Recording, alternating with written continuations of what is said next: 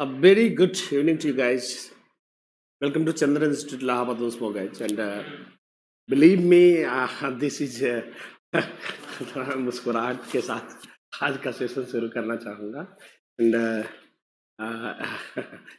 this session may seem to you guys a little bit exploiting. यह session थोड़ा सा शोषण करने जैसा लग सकता है. But I'm damn sure, guys, you have always been one among the champions. आप हमेशा चैंपियंस रहे हैं मेरे सेशन में. तो I would like to take this good session and आज कुछ धुआंधार क्वेश्चन दोस्तों, मजा आएगा आपको. आप बखान करने का कोई मतलब नहीं है. चलिए सेशन को शुरू करते हैं. एक बार सब लोग दोस्तों शेयर कर दें और आज दोस्तों 5000 का टारगेट लें और धुआंधार शेयर करें. और दोस्तों this is going to be last class before Holi. Holi के पहले की दोस्तों आज ये अंतिम क्लास होगी. I would be leaving for my village today. आज मैं दोस्तों गांव जाने के तलाश में हूँ. तो चलेंगे, शुरू करते हैं. तो आइए गाइस, कैसे सब लोग? Good evening once more. आइए शुरुआत करते हैं आज की सेशन की. The very first question of the day, स्थान अधिगम का सिद्धांत किसने दिया है दोस्तों? स्थान अधिगम का सिद्धांत किसने दिया है दोस्तों? गुथरी ने, चॉलमैन ने, पावलोव ने, थॉर्नडाइक ने. आइए शुरू करते हैं. आइए. यस, आइए. Yes, okay. स्थान अधिगम का सिद्धांत किसने दिया? इस बहुत ही बड़ी बात. गुथरी ने, चॉलमैन ने, पावलोव ने, स्किनर ने. दोस्तों आज मैं आपके उत्तर देखना चाहूंगा दोस्तों. आज मैं खुद आपके उत्तर देखना चाहूंगा दोस्तों. मैं आपके उत्तर आज देखना चाहूंगा, मुझे अच्छा लगेगा. स्थान अधिगम का सिद्धांत किसने दिया है गाइज? तो आज मैं खुद चाहूंगा कि मैं चैट को ऊपर रखूं और मुझे अच्छा लगेगा गाइज. यस, तो आइए मैं चाहूंगा एक बार मैं खुद चैट को ओपन कर लूं. शुरुआत करते हैं दोस्तों आज की इस धुआंधार सेशन की. तो गाइज गुथरी, चॉलमैन, पावलोव. तो दोस्तों आपको थोड़ा बता दें कि दोस्तों जरा सोचिए, अगर मैं कहूं कि आपको जाना है, आपको मैं एक एड्रेस देता हूं. एक एड्रेस क्या देता हूं? तो आइए जैसे देखते हैं दोस्तों एक पता. जैसे आपको जाना है किसमें? सिनेप्लेक्स जाना है. सिनेप्लेक्स. तो आपको सिनेप्लेक्स जाना है तो आप नहीं जा सकते कहां? अब दोस्तों अगर आप बिग बाजार पहुंच गए हैं, कहां पहुंच गए हैं? बिग बाजार पहुंच गए हैं गाइज. आपको मैंने भेजा था कहां? सिनेप्लेक्स. और आप पहुंच चुके हैं बिग बाजार गाइज. तो दोस्तों या मैंने आपको बोला कि आप सिनेप्लेक्स से बिग बाजार जाओ और आप रुक गए हैं एक मेडिकल स्टोर पर. कहां? मेडिकल स्टोर पर. तो मेडिकल स्टोर नहीं माना जाएगा क्या? बिग बाजार. अर्थात दोस्तों हमें क्या, यह एक साइन है, चिन्ह है सिनेप्लेक्स. और यहां से दूसरा चिन्ह क्या है दोस्तों? हम कहते नहीं कि भाई किसी से एड्रेस पूछते, बताओ भाई कोई पॉइंट बताओ, कोई लैंडमार्क बताओ. लैंडमार्क दोस्तों, हम स्थान से स्थान सीखते हैं, हम चिन्ह से चिन्ह सीखते हैं. और इस सिद्धांत को आपने अंदाजा लगा ही लिया होगा. यह सिद्धांत दिया है किसने? चॉलमैन ने. किसने? चॉलमैन ने guys. So B for Bombay is the right answer. दोस्तों आप समझिए, मैंने बोला ना दोस्तों कि आपको बोला गया कि आप इलाहाबाद से लखनऊ जाइए. तो दोस्तों इलाहाबाद एक स्थान है, लखनऊ दूसरा स्थान है. इस बीच आप कानपुर चले गए, आप फैजाबाद चले गए, यह नहीं माना जाएगा. Place to place. दोस्तों टॉलमैन ने कहा नहीं मायने रखती क्या आर. उन्होंने कहा दोस्तों धो डाला. उन्होंने कहा अनुक्रिया को. गाइज बहुत ही तगड़ा सिद्धांत है. टॉलमैन का यह सिद्धांत सदी का तीसरा सर्वश्रेष्ठ सिद्धांत अधिगम का माना गया है. उन्होंने कहा कि अनुक्रिया आर का कोई मतलब नहीं है, सिर्फ चिन्ह से चिन्ह, स्थान से स्थान मायने रखता है. आइए दोस्तों शुरू करते हैं. B for Bombay is the right answer. Question number 2. हल के सिद्धांत में प्रमेयों की संख्या कितनी है गाइज? हल के सिद्धांत में प्रमेयों की संख्या कितनी है? 130, 132, 133, 135. हल के सिद्धांत में प्रमेयों की संख्या कितनी है? 130, 132, 133 या 135? चलेंगे दोस्तों. गाइस आप जानते हैं हल का सिद्धांत ये एक बहुत तगड़ा सिद्धांत है दोस्तों. अगर मैं बोलूं तो बेंडूरा के बाद नंबर 2 रैंक दी गई है हल के पुनर्बलन के सिद्धांत को. तो हमें बताना है दोस्तों हल के सिद्धांत में जो स्वयं सिद्ध प्रमेय आपने सुना होगा, पूछा भी जा चुका है यूपी टेट में। किस मनोवैज्ञानिक ने अपने सिद्धांत में स्वयं सिद्ध प्रमेयों का प्रयोग किया है? दोस्तों यह प्रमेयों की संख्या कितनी है हल में? 130 है, 133 है, 132 है, 133 या 135 है? तो मैं दोस्तों आपके उत्तर जरूर देखना चाहूंगा। मैंने क्योंकि बहुत जगहों पर इसको पढ़ा दिया है, तो मुझे अच्छा लगेगा जब आप इसे उत्तर देंगे। तो इसको यस यस ओके यस, और काफी लोगों ने दोस्तों बिल्कुल सही उत्तर भेजे गाइज। एक्चुअली होता क्या था दोस्तों, हल ने अपने सिद्धांत के लिए कोई प्रसिद्ध प्रयोग नहीं किया दोस्तों, बल्कि उन्होंने 17 संकल्पनाओं, पोस्टुलेट्स, मैंने आपको बताया भी था दोस्तों, अभी मैंने कुछ दिन ही पहले बताया था, 17 संकल्पनाओं 133 प्रमेयों की रचना की। कितनी? 133 प्रमेयों की। होता क्या था गाइज कि हल एक संकल्पना लेते थे। क्या लेते थे? संकल्पना लेते थे और उसे सिद्ध करने का प्रयास करते। जैसे दोस्तों आप संकल्पना लेते क्या कि सिद्ध करिए त्रिभुज के तीनों कोणों का मान 180 डिग्री होता है। तो जब तक यह सिद्ध नहीं हुआ है, यह क्या है? संकल्पना। जब आप इसे सिद्ध कर लेते हो तो ये प्रमेय बन जाता है गाइज। हाँ, तो ऐसे ही दोस्तों मतलब टोटल 150 संकल्पनाएं ली होंगी किसने? 150 संकल्पनाएं ली होंगी किसने? हल ने, जिसमें से 133 सिद्ध होकर क्या बन चुकी है? प्रमेय। और जो नहीं सिद्ध हो पाई है वो सिर्फ क्या रह गई है? संकल्पनाएं, हाइपोथेसिस। और दोस्तों इसलिए पहले दोस्तों कुछ सालों पहले तक इसमें 18 संकल्पनाएं और 132 प्रमेय थे, पर अभी हाल के ही वर्षों में उनका एक और प्रमेय सिद्ध हो गया है। इसलिए 17, अब दोस्तों जो लेटेस्ट न्यूज है, 17 संकल्पनाएं और 133 प्रमेय है। So the right answer is going to be C for Chennai guys. सही उत्तर क्या है? सही उत्तर है C for Chennai. Let's go, अगला क्वेश्चन देखेंगे दोस्तों। क्वेश्चन, पावलाव के प्रयोग में पहली बार सिर्फ घंटी बजाना कैसा उद्दीपक है? आइए दोस्तों मजा आ जाए। पावलाव के प्रयोग में पहली बार सिर्फ घंटी बजाना कैसे उद्दीपक का उदाहरण है? दोस्तों मैं चाहूंगा आप बताएं, आपको ये क्वेश्चन बहुत अच्छा लगेगा दोस्तों, थोड़ा मैंने इसको डीप ले लिया है। दोस्तों पावलाव ने पहली बार जब सिर्फ अकेले घंटी बजाई होगी तो आप इसे कैसा उद्दीपक मानेंगे? CS अनुबंधित उद्दीपक, मैं थोड़ा साइन लिख देता हूं अगर आपको दिक्कत हो। NS निष्क्रिय उद्दीपक, न्यूट्रल स्टिमुलस, या स्वाभाविक उद्दीपक UCS अनकंडीशनड स्टिमुलस, या इनमें से कोई नहीं। दोस्तों मैंने आपको थोड़ा सा साइन दे दिया है। पावलाव के प्रयोग में पहली बार सिर्फ घंटी बजाना लगभग कैसा उद्दीपक माना जाएगा? दोस्तों इसका उत्तर मैं जरूर देखना चाहूंगा, मैं इसका उत्तर निश्चित ही देखना चाहूंगा, मुझे अच्छा लगेगा। यस, तो आइए देखते हैं दोस्तों। यस ओके, बहुत सारे बच्चों ने, बिल्कुल मेरे बच्चों आपको पढ़ाया गया है और आपने क्या उत्तर दिया गाइज। देखिए दोस्तों एक बात तो साफ है, जब पहली बार घंटी बजाई गई होगी दोस्तों, पहली बार, भाई पहले भोजन हम सभी जानते हैं। देखिए दोस्तों पावलाव के प्रयोग को आप यूं समझेंगे दोस्तों, भोजन है UCS, क्या? UCS, जबकि लार टपकना है UCR, क्या? दोस्तों UCS को ही बोलते हैं गैर अनुकूलित उद्दीपक या फिर स्वाभाविक, क्योंकि भोजन देने पर भोजन अपने आप लार टपकाने में सक्षम है, इसलिए यह स्वाभाविक उद्दीपक है। और लार टपकना कोई नकली अनुक्रिया नहीं, कोई भी टेस्टी भोजन देखेगा लार टपकेगी, इसलिए UCS है और UCR है।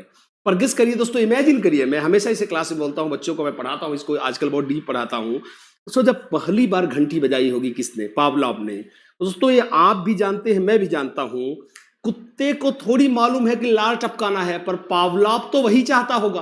पर हम भी जानते हैं, आप भी जानते हैं, पहली बार लार टपकाने में सफल नहीं रही होगी कौन? घंटी। जैसा कि हुआ भी नहीं, घंटी ने पहली बार लार नहीं टपकाई, क्योंकि कुत्ता नहीं जानता है, उसको अभी इसकी आदत डाली नहीं गई है, इसलिए प्रयोग की दृष्टि से कुछ नहीं उखाड़ पाई है घंटी। मतलब सुर प्रयोग की दृष्टि से घंटी ने कुछ नहीं किया है, इसलिए पहली बार जब घंटी अकेले बजाई गई होगी तो यह कैसा उद्दीपक रहा होगा? दोस्तों निष्क्रिय उद्दीपक। एक बार एक लाइन से सब लोग यस करें। हाँ सर हम आपकी बात को समझ रहे हैं, यस। और दोस्तों यही घंटी देखिए कैसे हुआ दोस्तों, और यही घंटी जब लगातार भोजन के साथ आती है, देखिए दोस्तों कैसे, अकेले आई तो NS, तो एक बार यस करें। हाँ सर हम समझ गए हैं। पर जैसे जैसे भोजन के साथ इसे जोड़ कर दिया गया, क्या जोड़ कर दिया गया, तो धीरे धीरे घंटी की आदत पड़ गई होगी भोजन के चक्कर में। और यही घंटी जो पहले क्या है, NS है, क्या बन गई होगी? CS बन गई होगी। पर शुरू में यह क्या रहा होगा? निष्क्रिय उद्दीपक, और बाद में क्या बन गया होगा? अनुबंधित उद्दीपक। पर क्योंकि मैंने प्रश्न में क्या पूछा है, पावलाव के प्रयोग में पहली बार सिर्फ घंटी बजाना कैसा उद्दीपक है? दोस्तों यह कैसा उद्दीपक है? निष्क्रिय उद्दीपक, न्यूट्रल स्टिमुलस। यस, बिल्कुल, मुझे यकीन है अब एकदम क्लियर हो गया है। Yes, I let's go. चलिए क्वेश्चन नंबर 4, एकल प्रयास अधिगम का सिद्धांत किसने दिया है गाइस? बहुत ही बड़ी कहानी है दोस्तों। एकल प्रयास, मैंने आपको बोला था दोस्तों कि एकल प्रयास अधिगम का सिद्धांत किसने दिया है? बड़ा ही दमदार सिद्धांत था गाइस। यह सिद्धांत किसने दिया है? गुथरी ने, टॉलमैन ने, पावलोव ने, थॉर्नडाइक ने। एकल प्रयास अधिगम का सिद्धांत किसने दिया है गाइस? ओके, आइए शुरू करते हैं। आज थोड़ा पिंच करने का मूड है दोस्तों, मैं चाहूंगा थोड़ा सा, होली से पहले एक झटका तो बनता है। यस, आइए, एकल प्रयास अधिगम का सिद्धांत किसने दिया है? आइए,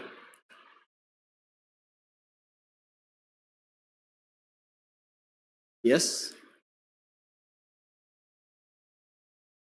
बहुत ही तगड़ा दोस्तों, बहुत तगड़ा सिद्धांत, बहुत ही, मैं आपको पहले ही बता दे रहा हूं, मतलब अपने आप में एकदम अलग, हजारों मनोवैज्ञानिक। देखिए दोस्तों, ऐसा नहीं है, अधिगम के कई सिद्धांत है दोस्तों, सैकड़ों सिद्धांत है, पर हम उनमें से कुछ प्रमुख पढ़ते हैं, और उनमें से यह सिद्धांत एक बहुत ही बड़ा सिद्धांत है। मैं जानता हूं मेरे बच्चों, आप में से काफी लोगों के उत्तर आने शुरू हो गए दोस्तों। क्या?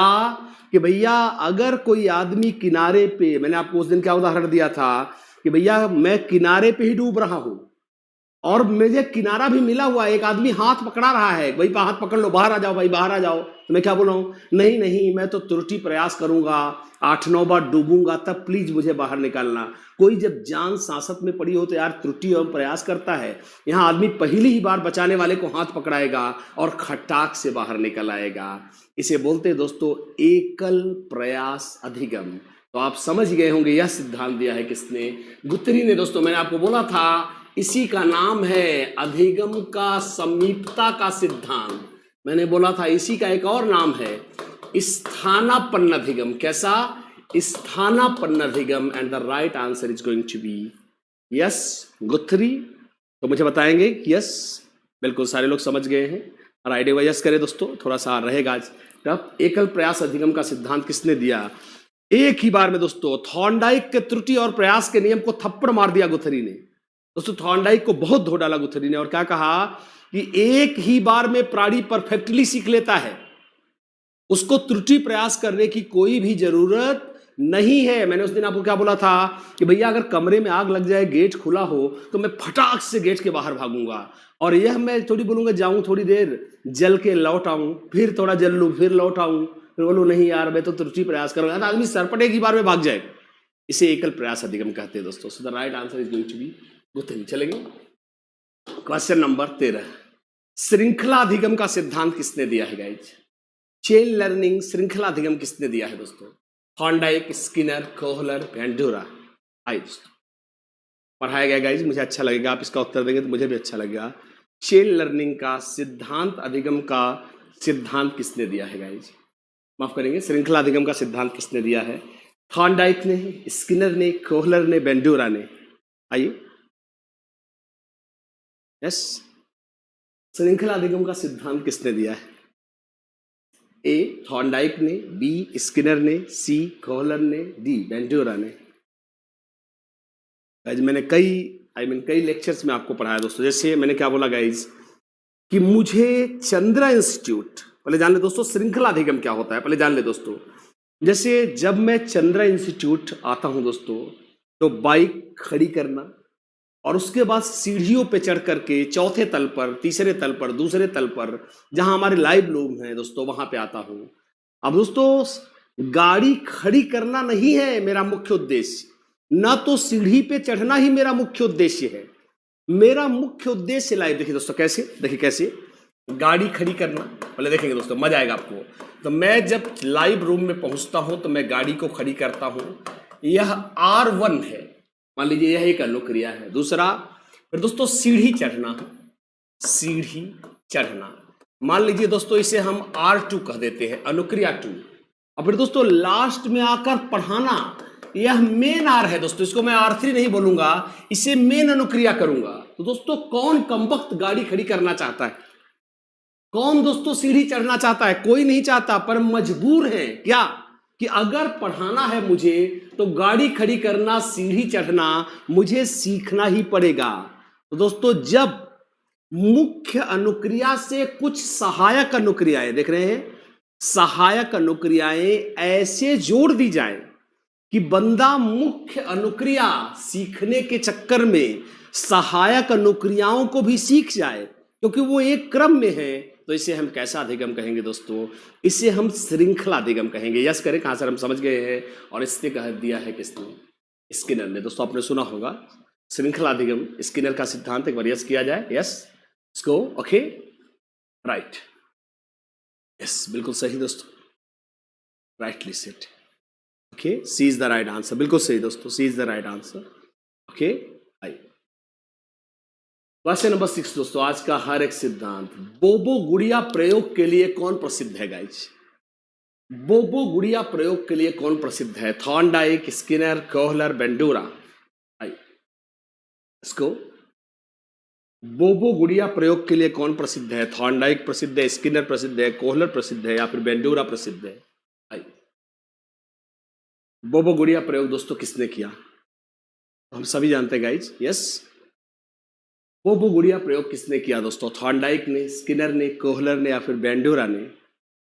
दोस्तों हम सभी जानते हैं, मैंने आपको बोला था क्या कि बेंडूरा दोस्तों, या थॉर्नडाइक, स्किनर या कोहलर, किसने दिया क्या?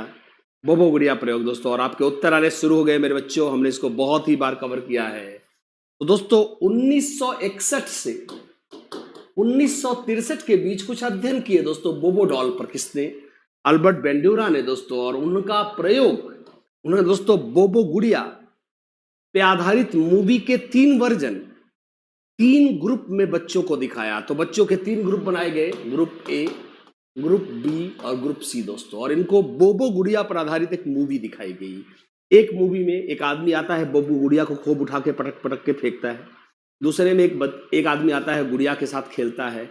तीसरे में एक आदमी आता है, गुड़िया को कुछ नहीं करता, बाकी खिलौने को इधर उधर करने लगता है। तो जब ये तीनों मूवी तीनों ग्रुप को दिखा दिया गया, तो इनको फिर से जब एक कमरे में बंद किया गया और बोबो गुड़िया को उनके सामने रखा गया, तो उन्होंने एग्जैक्ट वैसा ही किया जैसा उन्होंने मूवी में देखा था। तो दोस्तों इसलिए आपने सुना होगा, मतलब उन्होंने मूवी को अपना क्या माना? व्यवहार का आदर्श माना। इसलिए आपने सुना होगा इसे आदर्श आधारित अधिगम कहते हैं। उन्होंने वही किया जो उन्होंने मूवी में देखा था, इसलिए इसे क्या बोलते हैं? अवलोकनात्मक प्रेक्षणात्मक अधिगम। और दोस्तों सबसे बड़ी बात क्या है कि उन्होंने जो किया वो मॉडलिंग था, और यह सामाजिक, जैसा आप जानते हैं उनके सिद्धांत को हम सामाजिक अधिगम का सिद्धांत कहते हैं। Albert Bandura is the right answer. Question number 7 आई, सूझ के अन्य नाम क्या है दोस्तों? आपने सुना होगा कोहलर ने सूझ का सिद्धांत दिया है। देखो दोस्तों, अंतर्दृष्टि, आहानुभव दोनों कोई नहीं। आई, सूझ के अन्य नाम क्या है गाइज? सूझ के सिद्धांत के अन्य नाम क्या है दोस्तों? अंतर्दृष्टि का सिद्धांत, आहानुभव का सिद्धांत, या फिर इसे दोनों कहते हैं, या कोई नहीं? आइए देखते हैं इसको। यस, राइट दोस्तों, आपको बता दें सूझ के अन्य नाम क्या है दोस्तों? आप जानते हैं स्किनर ने नहीं बल्कि कोहलर ने दिया है दोस्तों सूझ का अधिगम का सिद्धांत। क्या? अचानक ही, मैंने बहुत बार इस लेक्चर में दोस्तों इसको बहुत बार डिस्कस किया है, मैंने आशा करता हूं मैंने इस सेशन में आपको इसे रटवा दिया है। उसने कहा अचानक ही माध्यम एवं लक्ष्य के बीच में, पहला शब्द क्या है दोस्तों? अचानक ही माध्यम एवं लक्ष्य के बीच, क्या के बीच अर्थपूर्ण संबंध जोड़ लेना। क्या है? अर्थपूर्ण संबंध स्थापित कर लेना गाइज, क्या है? सूझ है। ऐसा किसने कहा है? कोहलर ने कहा है। मतलब कि रूम में ही पड़ी है छड़ी, जो कि क्या है? माध्यम। उसके सहारे से केले जो लक्ष्य हैं उनको प्राप्त कर लेना ही क्या कहलाता है दोस्तों? सूझ कहलाता है। और सूझ दोस्तों कई बार आपने देखा होगा, जैसे कोई बच्चा दोस्तों कई बार आपने देखा होगा कोई बच्चे को, जैसे आपने किसी जगह टॉफी या कैंडी चुरा कर रख दी है, अब वो ढूंढ रहा है, ये डिब्बा खोल रहा है, वो डिब्बा, और अचानक पा गया तो क्या बोलता है, आहा हा हा मैं टॉफी पा गया, मैं कैंडी पा गया। तो दोस्तों एक खुशी, एक अचानक ही सफलता पा जाने की खुशी, इसे आहा एक्सपीरियंस भी कहते हैं दोस्तों। इसे आहा अनुभव या अंतर्दृष्टि दोनों कहते हैं। So the right answer is going to be C for Chennai. दोस्तों सही उत्तर क्या है? C for Chennai. Let's go question number आई। टॉलमैन ने निम्न में से कौन सा सिद्धांत दिया है गाइज? अब मजा आएगा दोस्तों। बहुत ही मजेदार कहानी दोस्तों, अच्छा लगेगा आपको। आज का सेशन निश्चित ही आपको दोस्तों एक नया टच महसूस करवाएगा। टॉलमैन ने अधिगम का कौन सा सिद्धांत दिया है? चिन्ह अधिगम, उद्दीपक उद्दीपक अधिगम, अव्यक्त अधिगम, उपरोक्त सभी। गाइज आइए देखते हैं टॉलमैन ने अधिगम का कौन सा सिद्धांत दिया है। यस, चिन्ह अधिगम, उद्दीपक उद्दीपक अधिगम, अव्यक्त अधिगम, उपरोक्त सभी। आइए देखते हैं। Yes, right. दोस्तों मैंने आपको पहले ही बताया था, अब आप ये बात तो समझ ही गए होंगे दोस्तों। आप इसके 2-3 नाम पहले ही देख चुके हैं। क्या मैंने आपको पहले ही बताया था क्या कि टॉलमैन ने दिया है चिन्ह अधिगम का सिद्धांत। और मैंने अभी भी बोला दोस्तों क्या कि आपको बिग बाजार से कहां जाना है? मैकडोनल्ड्स जाना है, मैकडी जाना है। कहां जाना है? मैकडी जाना है। मान लीजिए आपको कहां से जाना है? बिग बाजार से मैकडी जाना है। तो भैया बिग बाजार एक जगह है, मैकडी दूसरी जगह है। यह एक चिन्ह है, वो दूसरा चिन्ह है। यह एक उद्दीपक है भाई, मैकडी एक उद्दीपक है जहां अपने को जाने का। फिर दोस्तों अगला उद्दीपक कौन सा है जहां से हमको जाना है? बिग बाजार। तो उसने कहा उद्दीपक सीखते हैं। मैंने अभी बोला, उसने कहा आर इस दौरान। भाई कोई कहने का मतलब क्या है? मुझे भैया बिग बाजार से जाना है कहाँ? मैकडी। अब मैं ऐसे जाऊं, मैं ऐसे जाऊं, मैं सीधा जाऊं, मैं अमेरिका से जाके मैकडी जाऊं, आप क्या कर लोगे? सुनने में अजीब लगता है पर क्या करोगे भाई? कोई आदमी पगला गया, आप बोले भैया एक काम करो बिग बाजार से मैकडी आओ, बोल रहा है क्या अरे साहब मैं तो जा रहा हूँ यूरोप का पूरा चक्कर मारूंगा। सुनने में अजीब लगता है पर बोले भाई मैं यूरोप का चक्कर मार के तब आऊंगा मैकडी, तो आप क्या करोगे? रास्ता, रूट, जाने का आर मायने नहीं रखता, सिर्फ मायने रखता है कि आप मैकडी पहुंच पाए। इसलिए दोस्तों उद्दीपक अधिगम। और दोस्तों सबसे बड़ा जो टॉलमैन के जिस सिद्धांत ने मुझे बहुत चौंकाया, जो मैंने कई बार आपको बोला है, उसने कहा क्या कि हम अनजाने में भी सीख जाते हैं, लेकिन पता तब चलता है जब जरूरत पड़ती है। मैंने कई बार बताया दोस्तों क्या, कई बार आपने देखा होगा हम रास्ते में आते हैं दोस्तों, कई चीजें देखते हैं, फिर कोई आदमी उनमें से एक पूछता अरे यार फला पान भंडार कहाँ पे है? अब हम बोलते अरे यार देखा तो है यार, याद नहीं आ रहा है। अरे हाँ हाँ हाँ हाँ याद आ गया, ये तो वहां है। यह अव्यक्त अधिगम है दोस्तों, जो प्रकट ना हो। सीखा तो है पर छुपा हुआ है, इसे लेटेंट लर्निंग कहते हैं, अव्यक्त अधिगम कहते हैं। और यह दोस्तों किसने दिया है? टॉलमैन ने। So the right answer is going to be D for Denmark. दोस्तों सही उत्तर क्या है? D for Denmark. अगला, किस मनोवैज्ञानिक ने, देखिए दोस्तों अभी मैंने आपको इशारा दिया था क्या, उसने कहा कुछ मजेदार क्वेश्चन, किस मनोवैज्ञानिक ने थॉर्नडाइक के त्रुटि एवं प्रयास तथा प्रभाव के नियम को नकार दिया? थॉर्नडाइक ने, टॉलमैन ने, पावलोव ने, गुथरी ने। आई इसको यस। तो किस मनोवैज्ञानिक ने थॉर्नडाइक के त्रुटि एवं प्रयास के नियम को एवं प्रभाव के नियम को नकार दिया है दोस्तों? वो मनोवैज्ञानिक कौन है? थॉर्नडाइक, टॉलमैन, पावलोव या फिर गुथरी? दोस्तों हमने कई बार इसको लिया हुआ है गाइज, कई बार मैंने लिया हुआ है इसको। और मेरे बच्चों, मैं जानता हूं आप इस उत्तर को जरूर मुझे बताएंगे। दोस्तों ध्यान से सुनेंगे तो मैं चाहूंगा आप उत्तर दें, और मैं कुछ एक फिगर आपको छोटा सा दिखा रहा हूं। रजत जी मेरे पास खड़े हुए हैं मुंह बनाते हुए, और आज वो काफी हैंडसम दिख रहे हैं। तो ऐसे करते हैं दोस्तों, होली का माहौल, रजत लोग अभी बहुत छोटे बच्चे हैं दोस्तों, हम लोग को देखते हुए तो बहुत छोटे बच्चे हैं, घर जाने के लिए लालायित है। सोच रहे यार इस सर क्या दिमाग आकार है बच्चों का लास्ट टाइम में होली में। चलेंगे एक बार देखते दोस्तों। तो गाइज अब आप समझिए गाइज, यहाँ पे 4 बिल्लियां हैं। देखिए बहुत मजा आएगा आपको दोस्तों।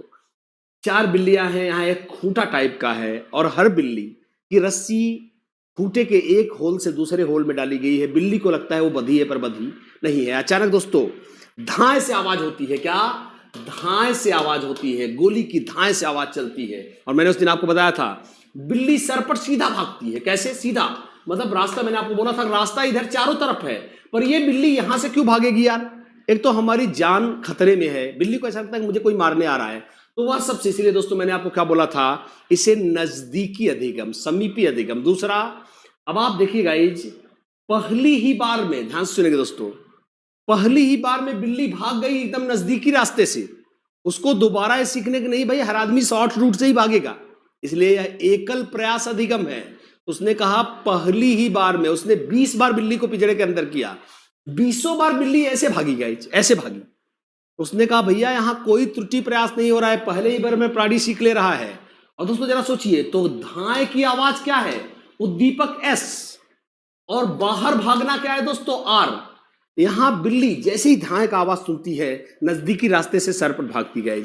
लेकिन क्या इसके लिए कोई भोजन दिया गया है कि नहीं भाई भागो, तुम्हारी जान, एक तो यार मुझे किसी ने मारने के लिए दौड़ाया है, तो मैं सरपट भागूंगा, थोड़ी बोलूंगा अरे मुझे 100 रुपए दो तब मैं भागूंगा। उसने कहा भैया, उसने कहा बिना भोजन दिए, बिना पुरस्कार दिए भी भागने की अनुक्रिया हो रही है, तो जबरदस्ती पुरस्कार देने की जरूरत क्या है गाइज? अर्थात पुरस्कार किस लिए दिया जा रहा है? प्रभाव का नियम।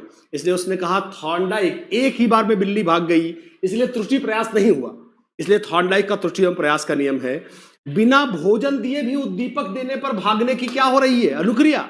इसलिए उसने कहा कि प्रभाव का नियम भी गलत है। The right answer is guys तो 3। एक बार यस करें, खास हम समझ गए हैं इसको, आएंगे आगे। पुलिस का सायरन बजाकर दंगाइयों को सड़क पर से हटाने का अलार्म बजाना किस प्रकार का पुनर्बलन है? दोस्तों मैंने आपको स्किनर की पुनर्बलन की सूची पे कई बार डिस्कशन किया दोस्तों, और मैं चाहूंगा कि आप जरूर बताएं कि अगर पुलिस, दोस्तों नए पुराने सारे बैच में पढ़ाया है तो मुझे अच्छा लगेगा जब आप बताएं क्या, कि पुलिस का सायरन बजाकर दंगाइयों को सड़क पर से हटाने का अलार्म बजाना किस प्रकार का पुनर्बलन है? सकारात्मक पुनर्बलन है, नकारात्मक पुनर्बलन है, सतत पुनर्बलन है, या फिर आंशिक पुनर्बलन है? दोस्तों आइए एक बार शुरू करते हैं। यस, इसको पुलिस का सायरन बजाकर दंगाइयों को सड़क पर से हटाने का अलार्म बजाना किस प्रकार का पुनर्बलन? दोस्तों मैंने आपको बोला था कि जो चीज, देखिए ध्यान सुनेंगे, मैंने बोला था ये दोनों उनके बहुत, दोस्तों चारों उनके द्वारा बताए गए पुनर्बलन हैं, और ये चारों के चारों दोस्तों बहुत इंपॉर्टेंट है, बहुत ही ज्यादा इंपॉर्टेंट है। जैसे पहले दोस्तों अपन जानेंगे क्या, कई आप में से काफी लोगों ने सही उत्तर बताया दोस्तों, हमने इसको पिछली क्लासेस में खूब धुआंधार डिस्कस किया था और काफी बढ़िया मैंने कवर किया था क्या, कि जो अपने को चाहिए अगर वही मिल जाए तो इससे बढ़िया क्या है भैया? भूखा आदमी, 3 दिन से भूखा हूं, आप मुझे भोजन दे रहे थे, यह तो मजेदार चीज मिल गई, यह सकारात्मक पुनर्बलन है दोस्तों। पर मैंने क्या बोला था, नकारात्मक पुनर्बलन नाम का अर्थ उल्टा अर्थ देता है क्या, कि उस अवांछनीय तत्व को हटा देना, क्या उस अवांछनीय तत्व को हटा देना जिसकी वजह से वांछनीय अनुक्रिया नहीं हो पा रही है, उसे क्या बोलते हैं? नकारात्मक पुनर्बलन। दोस्तों जैसे इमेजिन करिए एक बालक है और बगल में रखा है भोजन, बालक भूखा भी है, मैं यहां लिखूंगा भूखा बालक, मान लीजिए मैंने क्या लिखा, भूखा बालक। अब आप समझिए दोस्तों, अगर इसको भोजन दिखा होगा तो बेचारा फटाक से भोजन पर कूदना चाहेगा, पर रास्ते में दोस्तों एक कुत्ता बंधा है और बच्चा कुत्ते को डरता है, इसलिए कुत्ते के डर के मारे भोजन तक नहीं पहुंच पा रहा है। अगर यहां से कुत्ते को हटा दे, ध्यान सुनिए दोस्तों, यहां से अगर कुत्ते को हटा दे तो यह कैसा पुनर्बलन होगा? नकारात्मक पुनर्बलन। ध्यान सुनिए दोस्तों, वह अवांछनीय तत्व हटाना, यहां कुत्ता कैसा तत्व है? अवांछनीय। उस अवांछनीय तत्व को हटाना जिसके होने से वांछनीय अनुक्रिया नहीं हो पा रही है, उसे हम नकारात्मक पुनर्बलन। मैंने दोस्तों उस दिन क्या बोला था कि भैया अब यहां पे देखिए, पुलिस का सायरन बजाकर दंगाइयों उपद्रवियों, दोस्तों कोई सड़क कत्ल करने के लिए है, मार काट करने के लिए, दंगा करने के लिए सड़क बनी है, या यात्रियों के आने जाने के लिए? इसलिए दोस्तों अगर दंगाई आ गए हैं, हत्यारे आ गए हैं सड़क पर, तो यह दोस्तों कोई अवांछनीय तत्व है, तो इसको हटाने के लिए पुलिस अलार्म बजा रही है, तो यह कैसा पुनर्बलन होगा गाइस? यह कहलाएगा क्या?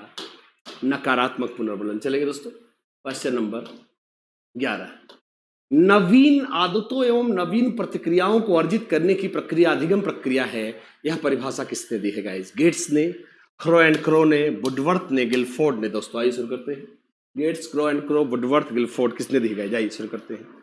नवीन आदतों एवं नवीन प्रतिक्रियाओं को अर्जित करने की प्रक्रिया अधिगम प्रक्रिया है, यह परिभाषा किसकी है गाइस? आइए शुरू करते हैं। यस दोस्तों, अधिगम की परिभाषाएं मैं जरूर, कई बार मैंने चाहा भी है कि आप इसे रट्टा मार लें दोस्तों, जरूर आप देखेंगे यह परिभाषा क्या है किसकी। दोस्तों ये चारों परिभाषाएं बहुत इंपॉर्टेंट हैं, मैं एक बार जरूर आपको सुनाऊंगा दोस्तों, मैं एक बार शुरू करूंगा, इसे आप अपने उत्तर दे ही रहे हैं।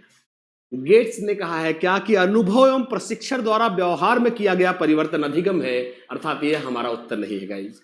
क्रो एंड क्रो ने क्या कहा है? आदतों, ज्ञान तथा अभिवृत्तियों, मतलब हैबिट्स, नॉलेज एंड एटीट्यूड्स को अक्वायर करना, आदतों, ज्ञान और अभिवृत्तियों का अर्जन ही अधिगम है, अर्थात यह भी हमारी परिभाषा नहीं है, क्योंकि ये कुछ अलग है। और दोस्तों गिलफोर्ड ने क्या कहा है?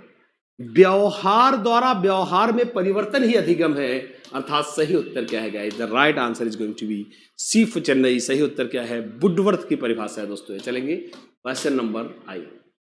ऑलपोर्ट ने विशिष्ट सीलगुड़ों को कितने भागों में बांटा है गाइस?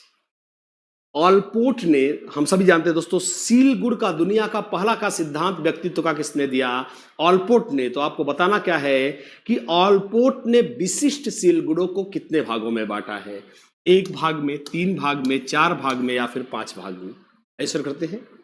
ऑलपोर्ट ने विशिष्ट सील गुड़ों को कितने भागों में बांटा है? दोस्तों जैसा आप जानते हैं व्यक्तित्व में प्रकार चल रहे थे, पुष्ट काय, फलाना काय, ढिकाना काय, और दोस्तों इसको हटा करके इसको गुणों में लाने वाला पहला बंदा कौन था? ऑलपोर्ट।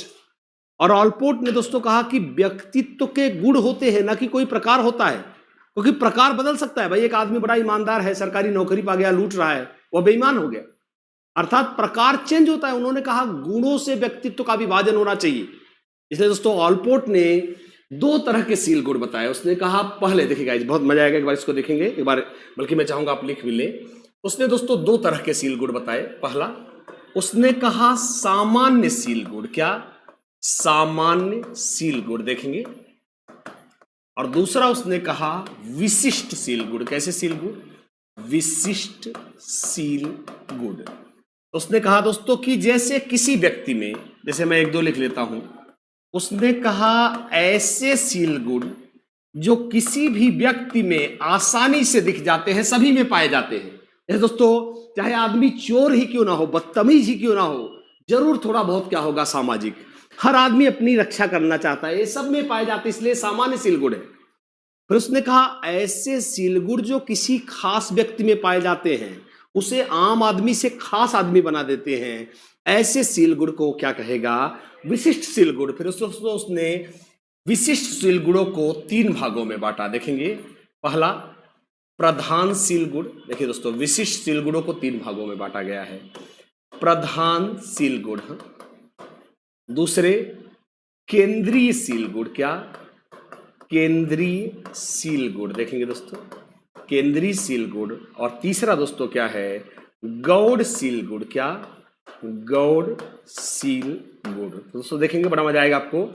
तो विशिष्ट सील गुणों को उसने तीन भागों में बांटा है, जैसे आप देख सकते हैं। तो आपका उत्तर बी हो गया। क्या? प्रधान सील गुण। उसने कहा किसी आदमी का ऐसा गुण जो उसमें इतना फेमस हो कि उसका दूसरा नाम बन जाए। जैसे तानाशाही कहते ही हिटलर की याद आना दोस्तों, दानवीर कहते कर्ण की याद आना, सत्यवादी कहते राजा हरिश्चंद्र की याद आता दोस्तों, और सत्य अहिंसा कहते गांधी जी की याद आना। यह प्रधान सील गुण है दोस्तों। केंद्रीय सील गुण जो 5-10 हो दोस्तों, जैसे ईमानदारी, नैतिकता, ये दोस्तों 5-10 की संख्या में हो सकते हैं, केंद्रीय सील गुण है दोस्तों। वो सील गुण जो कभी कभार दिखाई पड़ते हैं, या अगर दिखते भी हैं तो बहुत मायने नहीं रखते गाइस, उसे हम क्या बोलते हैं? गौड़ सील गुण। So the right answer is going to be form में। दोस्तों आगे चलेंगे। Yes question number 13। व्यक्तित्व का 5 बृहद कारक सिद्धांत किसने दिया है दोस्तों? क्रैचमर ने, कैटल ने, कोस्टा मैक्रे ने तथा ऑलपोर्ट ने। दोस्तों देखेंगे व्यक्तित्व का, आपने सुना होगा दोस्तों, एनसीईआरटी से क्वेश्चन आ रहा है, व्यक्तित्व का 5 बृहद कारक सिद्धांत किसने दिया है? क्रैचमर ने, कैटल ने, कोस्टा मैक्रे ने, ऑलपोर्ट ने। तो आइए दोस्तों व्यक्तित्व दोस्तों 5, आप तब तक उत्तर बताएंगे, मैं आपको थोड़ा सा बता दें। यस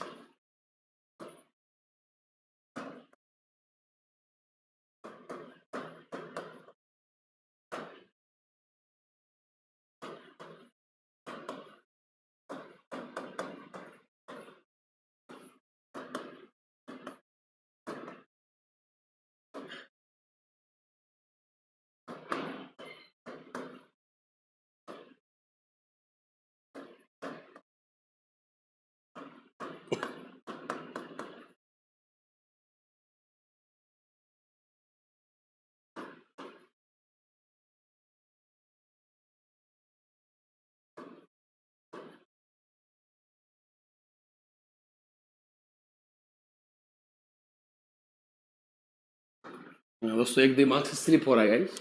ये 5 बृहद कारक दोस्तों व्यक्तित्व का, शायद अभी क्या याद आ जाए, क्या?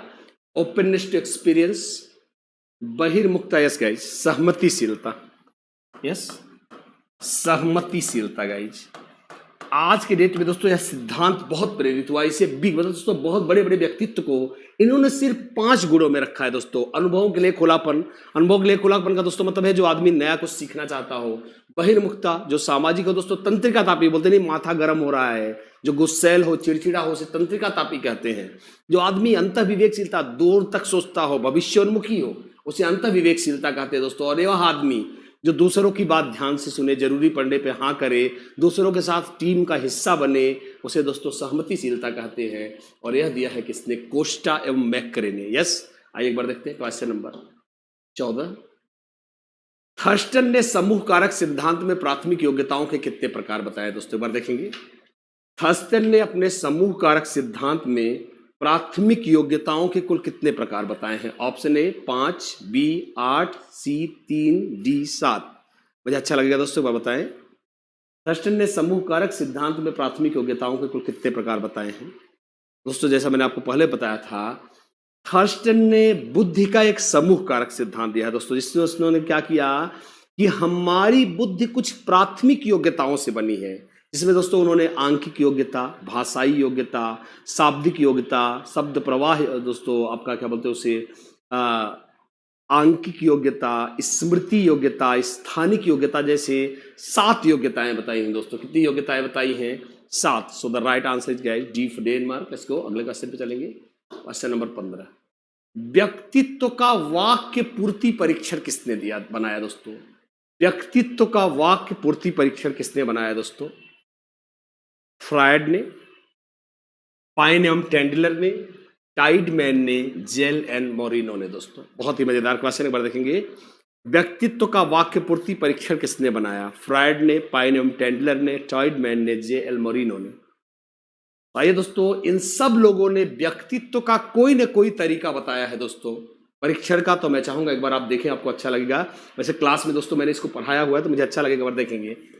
फ्रायड ने दोस्तों, आप जानते हैं, व्यक्तित्व परीक्षण की स्वप्न विश्लेषण विधि दी है। कौन सी विधि दी है दोस्तों?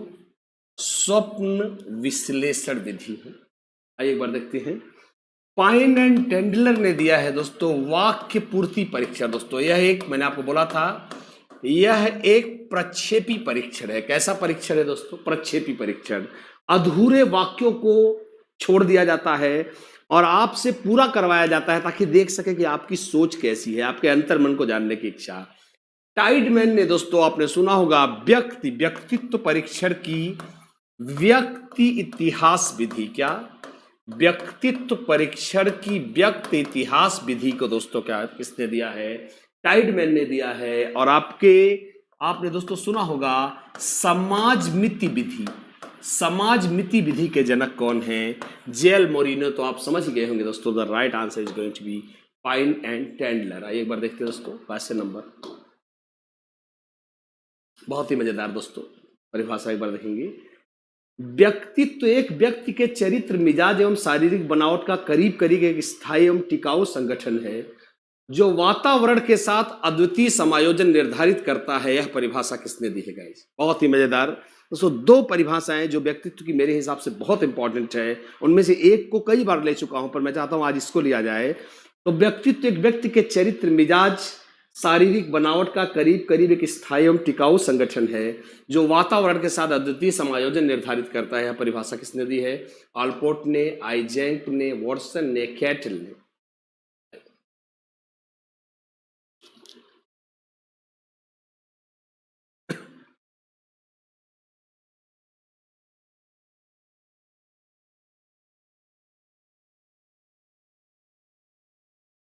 गाइस जैसा आप जानते हैं, एक दोस्तों व्यक्तित्व की 2 परिभाषाएं गाइस जो बहुत हॉट हैं।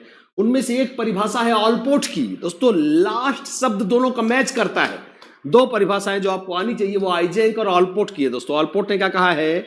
व्यक्तित्व उन मनोशारीरिक गुणों का गत्यात्मक संगठन है जो वातावरण के साथ व्यक्ति का अद्वितीय समायोजन निर्धारित करता है। उन्होंने गत्यात्मक कहा है। कि व्यक्तित्व बदलता रहता है दोस्तों, और इसीलिए मैंने आपको बताया था कि दुनिया की नंबर 1 परिभाषा मानी गई है किसकी, ऑलपोर्ट की। और दोस्तों उसी की लास्ट लाइन से मिलती है आइजेंक की परिभाषा, जो कि क्या है, व्यक्तित्व एक व्यक्ति के चरित्र, मिजाज, शारीरिक बनावट का करीब करीब एक स्थायी एवं टिकाऊ संगठन है जो वातावरण के साथ उसका अद्वितीय समायोजन निर्धारित करता है। लास्ट लाइन मैच करती है, पर एक अंतर है दोस्तों, इसको रट्टा मारने की जरूरत ही नहीं है। ऑलपोर्ट ने परिवर्तनशील कहा है, जबकि देखिए इन्होंने क्या कहा है, करीब करीब स्थायी एवं टिकाऊ संगठन है। और यह दोस्तों किसने कहा है, आइजेंक ने। बात चली है दोस्तों वॉटसन की, तो वॉटसन की व्यक्तित्व की परिभाषा क्या है, हम जो कुछ भी करते हैं वही व्यक्तित्व है दोस्तों।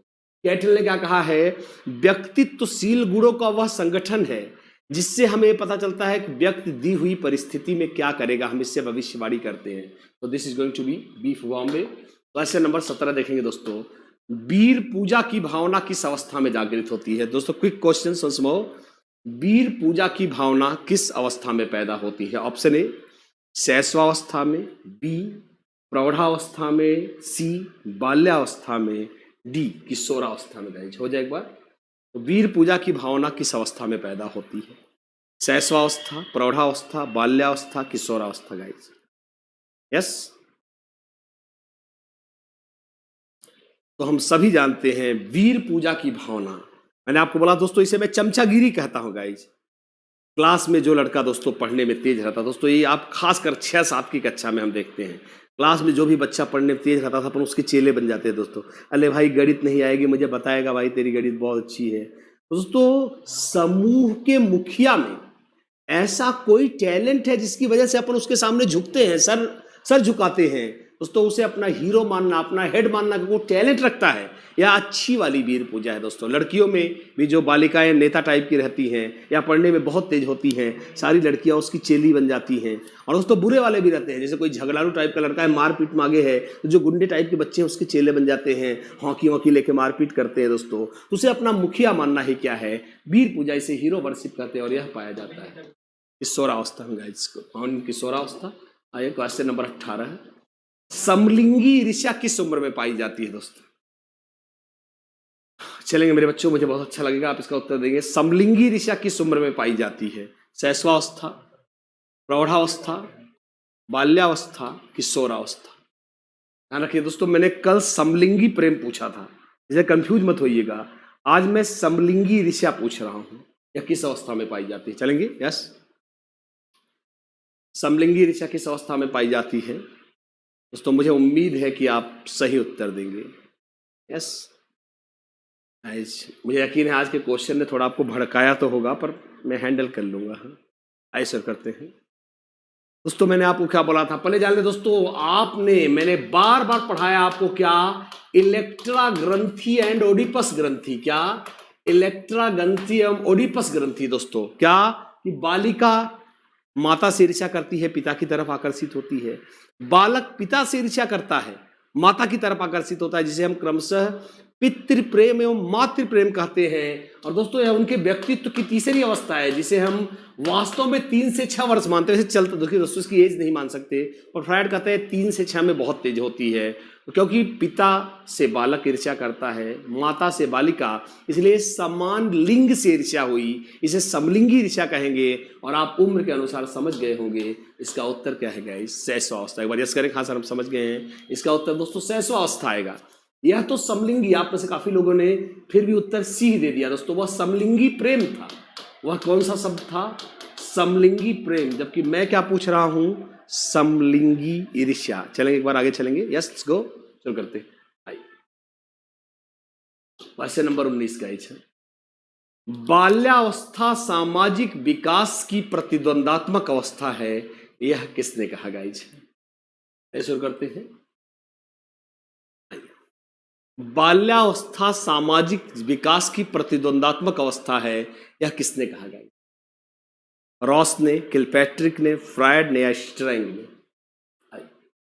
तो बाल्यावस्था सामाजिक विकास की प्रतिद्वंदात्मक अवस्था है, बड़ा फेमस दोस्तों। ऐसे कहते हैं सामाजिकरण की या सामाजिक दृष्टि से प्रतिद्वंदात्मक अवस्था है, किसने कहा है, रॉस ने, किलपैट्रिक ने, फ्रायड ने, या फिर कहा है किसने, स्ट्रैंग ने। दोस्तों आइए एक बार देखते हैं, यस गाइस जैसा मैंने आपको बोला था, देखिए दोस्तों 4 बड़े लोगों के कोटेशन यहाँ पे आएंगे और मैं चाहूंगा दोस्तों कि आप चारों कोटेशन बड़े ध्यान से सुने दोस्तों।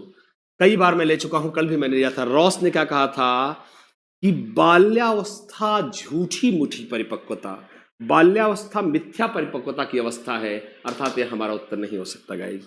फ्रायड ने क्या कहा है दोस्तों? फ्रायड ने बाल्यावस्था को कामवासना की सुप्तावस्था या प्रसुप्तावस्था कहा है दोस्तों, इसलिए यह भी हमारी परिभाषा नहीं है। जबकि स्ट्रेंग ने दोस्तों क्या कहा है? यहां से आता है, आपने सुना होगा बाल्यावस्था का एक नाम है खेलों की उम्र। दोस्तों स्ट्रेंग ने क्या कहा है कि शायद ही कोई ऐसा खेल बचा हो जो 10 वर्ष का बालक न खेलता हो। मतलब बाल्यावस्था खेलों की उम्र है, यह बहुत बेहतर हमें समझाता है कौन? स्ट्रेंग। और दोस्तों यह कहा है किसने? किलपैट्रिक ने। दोस्तों मैंने उस दिन क्या बोला था कि बच्चा 6-7 साल का आता है, बोलता है मम्मी मुझे 2 रोटी और देना। मम्मी देख रही है यार तू तो दो ही रोटी खाता, 2 रोटी और क्यों ले जा रहा है? बोला कह रहा है मैं अपने दोस्त को दूंगा, मैंने एक दोस्त बनाया। मम्मी खुश होगी, चलो बड़ा अच्छा है, कम से कम मेरा बेटा कुछ सामाजिकता कर रहा है। दोस्तों कल देखा क्या, वो क्लास में टॉप कर गया, इसको नंबर कम मिला है, उसी से झगड़ा करके कपड़ा फाड़ के आया है। मैं बोली बेटा क्या हुआ? अरे मेरे दोस्त ने मुझको तोड़ा है। दोस्तों क्या हुआ कि जिससे लगाव रखता है उसी से झगड़ा करता है। यह प्रतिद्वंदात्मक समाजीकरण की अवस्था होती है। और यह किसने कहा है? किलपैट्रिक ने कहा है। किसको? आगे चलते हैं। क्वेश्चन नंबर 20, पठार। दोस्तों बहुत ही इंपॉर्टेंट डेफिनेशन गाइज, मैं आपको लगातार आप देख रहे हैं कि यूपीटीटी में पठार वक्र की डेफिनेशन दोस्तों बराबर आती है। आप जानते हैं यूपीटीटी में पठार और वक्र की डेफिनेशन गाइज लगातार आ रही है। तो इसी क्रम में दोस्तों मैं चाहूंगा एक धुआंधार परिभाषा देखेंगे पठार की। पठार एक क्षैतिज प्रसार है जिससे सीखने की क्रिया में उन्नति का प्रत्यक्ष बोध नहीं होता। यह परिभाषा किसने दिया है? रॉस ने, रेक्स एवं नाइट ने, स्किनर ने या सोरेनसन ने? दोस्तों आई ये अच्छा लगेगा, एक बार देखें। दोस्तों जैसा आप जानते हैं यह तमाम पठार हैं जो इस तरह से आगे जा रहे हैं। एक बार देखते हैं। तो पठार सीखने की क्रिया की एक पठार एक क्षैतिज प्रसार है जिसमें सीखने की क्रिया में कोई उन्नति का प्रत्यक्ष बोध नहीं होता। यह किसने कहा है? रॉस ने, रेक्स व नाइट ने, स्किनर ने, सोरेनसन ने। दोस्तों पठार की 3 बहुत इंपॉर्टेंट परिभाषाएं हैं, खासकर 2 जो आपको याद होनी चाहिए। फिलहाल मैं आज आपको 4 बताने वाला हूं गाइज। पठार की दोस्तों 2-3 परिभाषाएं हैं जो बहुत इंपॉर्टेंट है, जो आपको याद होनी चाहिए। जैसा आप देख सकते हैं लास्ट टाइम यूपीटीटी में परिभाषा किसकी आई थी? रॉस की। दोस्तों रॉस ने क्या कहा है? रॉस ने कहा है पठार सीखने की क्रिया की एक प्रमुख विशेषता है। फिर सुनेंगे क्या कहा है रॉस ने? पठार सीखने की क्रिया की एक प्रमुख विशेषता है जो उस अवधि को दिखाता है जब सीखने में कोई उन्नति नहीं होती। यह कहा है दोस्तों किसने? रॉस ने। और दोस्तों दूसरी जो इंपॉर्टेंट परिभाषा है वो स्किनर की है गाइज। किसकी? स्किनर की। क्या? कि पठार एक क्षैतिज प्रसार है जिससे सीखने की क्रिया में उन्नति का प्रत्यक्ष बोध नहीं होता। दोस्तों अब सिंपल सी बात क्या है, पठार ऐसे थोड़ी बनेगा, जब ऐसे बनेगा तो ऊपर जाएगा। पठार रुकने को दिखाता है तो ना ऊपर जाएगा ना नीचे, इसलिए क्षैतिज जैसे लंबवत बनेगा। इसलिए देखिए कितनी बढ़िया परिभाषा दी है। पठार एक क्षैतिज प्रसार है जिसमें सीखने की क्रिया में उन्नति का प्रत्यक्ष बोध नहीं होता। So the right answer is going to be Skinner. दोस्तों कोई भी पठार गाइज, मैंने हमेशा बोला कोई भी पठार, देखिए कैसे आप सोचेंगे सर पठार बन गया। दोस्तों कोई भी पठार हमेशा नहीं बन सकता। जैसे मैंने उस दिन आपको क्या बोला था कि यहां पढ़ते पढ़ते मुझे निद्रा आ रही है। क्या आ रही? निद्रा। अब मैं सोऊंगा तो दोस्तों सोऊंगा पठार बन जाएगा, फिर सुबह उठ के आप पढ़ोगे फिर तो पठार खत्म हो जाएगा। या फिर आप कह दो भैया हमको साइकोलॉजी नहीं पढ़नी है तो आप नीचे गिर पड़ोगे, शून्य पे आ जाओगे, लेकिन फिर भी पठार तो दोनों हालत में ही खत्म हो जा रहा है। यह हमें किसने बताया है? सोरेनसन ने। क्या? कि पठार कुछ दिनों, कुछ हफ्तों या कुछ महीनों तक बना रह सकता है। फिलहाल the right answer is going to be Skinner. और दोस्तों चलेंगे नेक्स्ट क्वेश्चन। अभिप्रेरणा का ईआरजी सिद्धांत किसने दिया है? दोस्तों आइए, अभिप्रेरणा का ईआरजी सिद्धांत किसने दिया है? एल्डरफर, मैक्लीलैंड, मैकग्रेगर, मैस्लो। आइए शुरू करते हैं। अभिप्रेरणा का ईआरजी सिद्धांत किसने दिया है गाइज? यस शुरू करेंगे। तो अभिप्रेरणा का ईआरजी सिद्धांत दोस्तों किसकी देन है? एल्डरफर की, मैक्लेलैंड की, मैकग्रेगर की, मैस्लो की। तो दोस्तों जैसा आप जानते हैं, चलिए एक बार देखते हैं। मैक्लेलैंड ने दोस्तों, मैंने आपको पढ़ाया था, आवश्यकता संप्राप्ति का सिद्धांत दिया है। किसका सिद्धांत दिया है? आवश्यकता संप्राप्ति। उसने 3 प्रकार की अचीवमेंट के बारे में, आवश्यकताओं के बारे में बताया है। मैग्रेगर ने दोस्तों अभिप्रेरणा का XY सिद्धांत दिया है। कौन सा सिद्धांत दिया है? XY सिद्धांत। इसे हिंदी में क ख सिद्धांत भी कहते हैं। दोस्तों मैस्लो ने दिया है क्या? पदानुक्रमित मार्ग का सिद्धांत। किसका? पदानुक्रमित मार्ग। हम सभी जानते हैं मैस्लो का सिद्धांत बड़ा फेमस है दोस्तों। तो मैस्लो की मांगों को 3 मांगों में कर दिया। किसने? एल्डरफर ने। किसने? एल्डरफर ने। और वो 3 मांगे क्या है दोस्तों? अस्तित्ववादी मांग। कौन सी? अस्तित्व। जैसे भोजन, देख सकते हैं, अस्तित्व जैसे भोजन, पानी, नींद, आराम, सुरक्षा। तो दोस्तों यह आ गया अस्तित्व। इसको इंग्लिश में बोलते हैं एग्जिस्टेंस। अस्तित्व की इंग्लिश क्या है? एग्जिस्टेंस। तो दोस्तों जैसे उन्होंने प्रेम और लगाव की मांग कहा है, उसे इसने संबद्धता, जोड़ने या संबंध की मांग आप इसे कह सकते हो। और इसे इंग्लिश में क्या बोलते हैं? रिलेटेडनेस, जुड़ाव की मांग। और दोस्तों जैसे उन्होंने दिया है क्या? सम्मान की मांग, आत्म सिद्धिकरण की मांग, उसको इसने ग्रोथ में या वृद्धि या समृद्धि बोलते हैं। समृद्धि की मांग है और इसे इंग्लिश में क्या बोलते हैं? समृद्धि को वृद्धि, ग्रोथ कहते हैं। तो आप देख सकते हैं ERG। तो मैस्लो की 5 मांगों को 3 मांगों में बदल दिया। किसने? एल्डरफर ने। So the right answer is going to be Alderfer. दोस्तों बताएं कैसा लगा गाइज? मुझे यकीन है आज आप काफी गुस्से में होंगे कि सर ने जाते जाते घर पे एक तगड़ा वाला टेस्ट ले लिया। चले बताएं कैसा लगा दोस्तों, मुझे बताएं। How was the session? मुझे फिलहाल दोस्तों बहुत ही मजा आया। फ्रेंकली बोलूं, आई एम वेरी हैप्पी कि आज मैंने एक अच्छी प्रैक्टिस दी है। और मुझे आप भी बताएं हाउ वाज द प्रैक्टिस। और दोस्तों मुझे यकीन है कि आप इस प्रैक्टिस से निश्चित ही बहुत खुश होंगे। दोस्तों मुझे यकीन है कि मैंने अच्छा किया है। मैंने इस प्रैक्टिस में आपको ज़रूर काफ़ी कुछ सिखाया होगा दोस्तों। ज़रूर ही आपको अच्छा लगा होगा। मैं आपका रिएक्शन एक बार ज़रूर जानना चाहूँगा। यस आई निश्चित ही आपने यस। सोनी पांडे ने लिखा है wow sir, thank you guys. दोस्तों आज मुझे आपकी हौसला अफजाई की ज़रूरत थी। मैं खुद भी डर रहा था। मुझे लगा कि शायद आप इसको लेके बड़े निगेटिव कमेंट दें कि नहीं सर। दोस्तों क्या होता है ना कि हम थोड़ा सा लेबल को अवॉइड करते हैं यार। पर अब क्या है कि मैंने डिसाइड किया है कि सेशन में आप लगातार देख रहे हो, कुछ मज़ेदार क्वेश्चन लेने की कोशिश कर रहा हूँ। लगातार कुछ मज़ेदार, कुछ बेहतर करने की कोशिश कर रहा हूँ।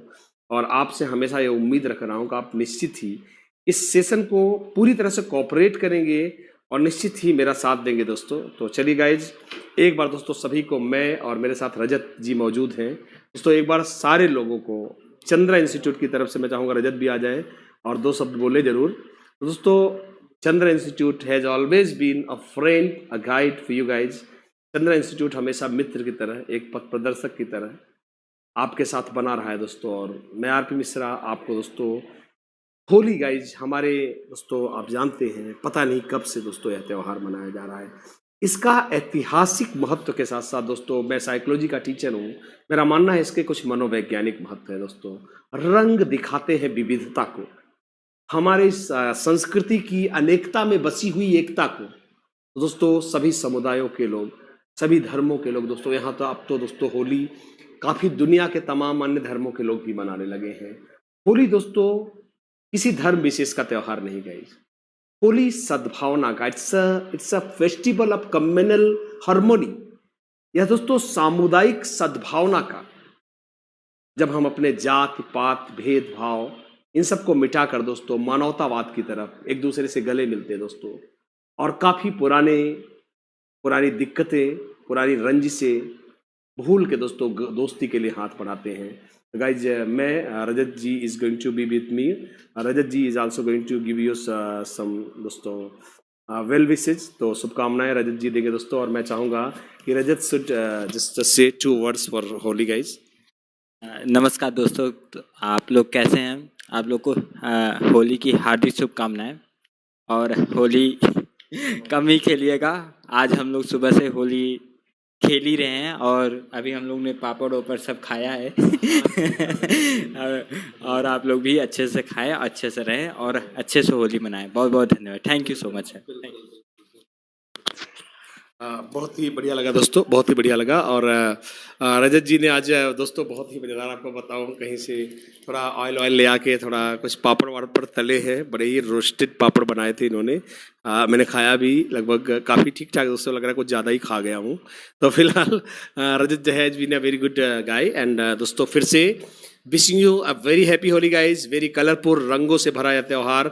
आपको दोस्तों शुभकामनाएं देता हूँ चंद्र इंस्टीट्यूट की तरफ से। दोस्तों मैं आरपी मिश्रा, आदरणीय वागीश पांडे के नेतृत्व में दोस्तों संपूर्ण चंद्रा परिवार से आपको शुभकामनाएं देता हूं। अपने तमाम मित्रों को, छोटे भाइयों बहनों को, तमाम दोस्तों को, दोस्तों इस देश के तमाम देशवासियों को ऐसे wishing you a very happy Holi guys. Thank you दोस्तों, बने रहिए, फिर दोस्तों मुलाकात होगी। Thanks a lot, thank you दोस्तों, बने रहिए, फिर दोस्तों मुलाकात।